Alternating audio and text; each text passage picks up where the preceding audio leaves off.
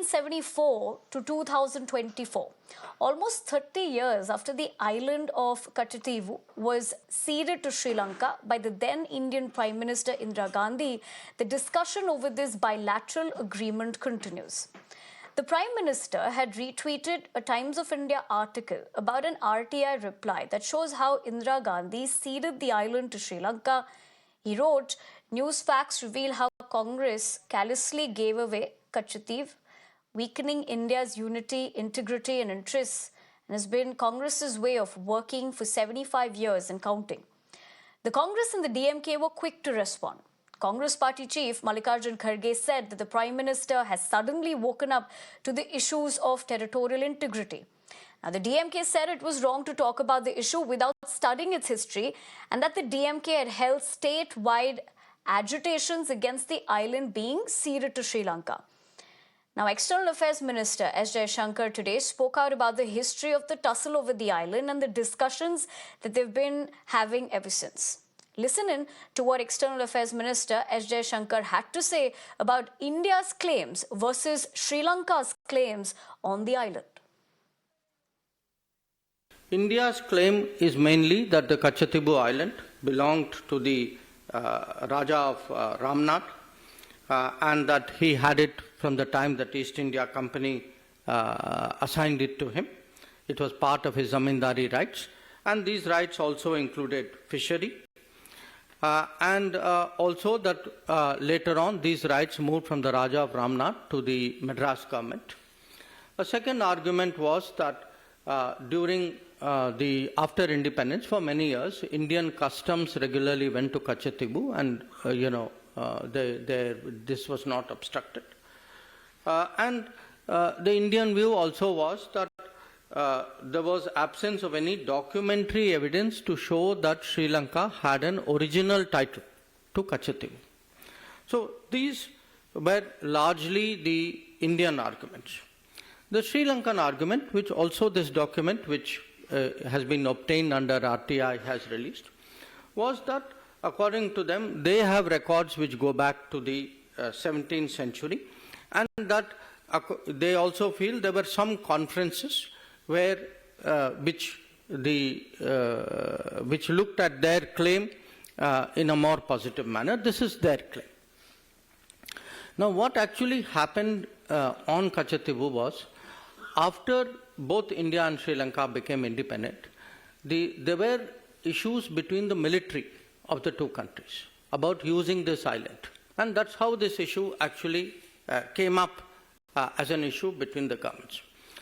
And from the 1960s, this issue picked up, and it was particularly discussed. There were many discussions, but I think the most important one was a discussion in 1974, few months before the Katchatheevu agreement was done, when the then Sri Lankan Prime Minister, Sirimavo Bandaranaike, came and met Indira Gandhi ji, who was then Prime Minister of India.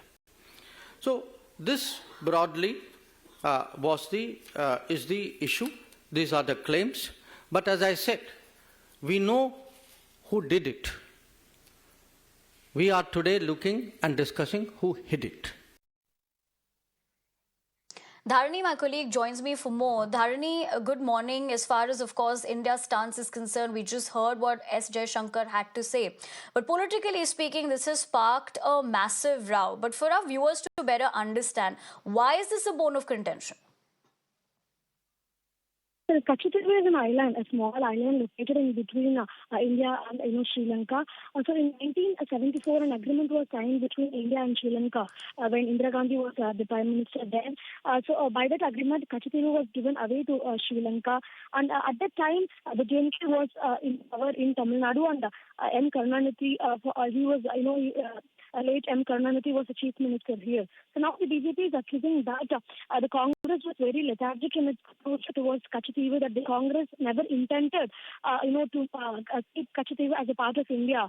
And when Sri Lanka continuously claimed that Katchatheevu belonged to them, the Congress was very lethargic in their approach, and they did not, consider Katchatheevu as an important piece of land. So they, without much effort, they easily gave away Katchatheevu to Sri Lanka without caring about the integrity unity and sovereignty of the country is what the BJP is accusing the Congress of. And the DMK is also facing accusations here because, as I told, the DMK was in power in Tamil Nadu at the time, and now the BJP is accusing the DMK of colluding with the Congress. They're telling that, then Chief Minister Mr. Karunanidhi was informed about, Katchatheevu being, given to Sri Lanka, a few days earlier, and he did not bother to put in much effort. They simply let it go.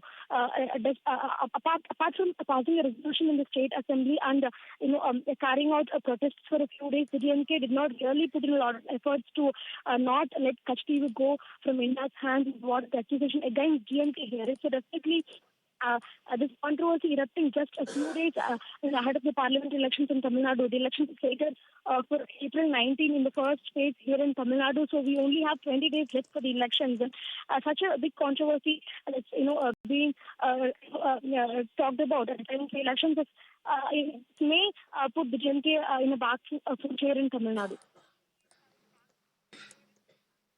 Right, Dharini. I appreciate you getting us all those details, and of course how you're telling us about the timing of this political controversy that has broken out. But of course, that is essentially what we are picking up. Remember, what Prime Minister Modi has also said, he's taken to social media platform X. Understand Syed Hafiz of the DMK is joining me over the phone lines. Mr. Hafiz, I appreciate you taking the time out and joining us this morning. What do you really make of the way this entire controversy has taken place? Even Prime Minister Modi having a scathing attack while taking to social media and in his particular interview as well. What does your party make of this? See, this Prime Minister Modi's government has been in power for the last 10 years. At least now I should appreciate and congratulate the union government and thank the union government that when your 10-year rule is going to end, you have talked about Katchatheevu. See, this comes at the backdrop where in recent past, there has been lot of arrest and atrocities that is happening against the Tamil fishermen by the Sri Lankan Navy and Sri Lankan fishermen. When we complained about this to the union government, the response that comes is, you go 50 years back and you blame it on the strategical error that the Indira government did. So it is for the Congress to answer about Katchatheevu more.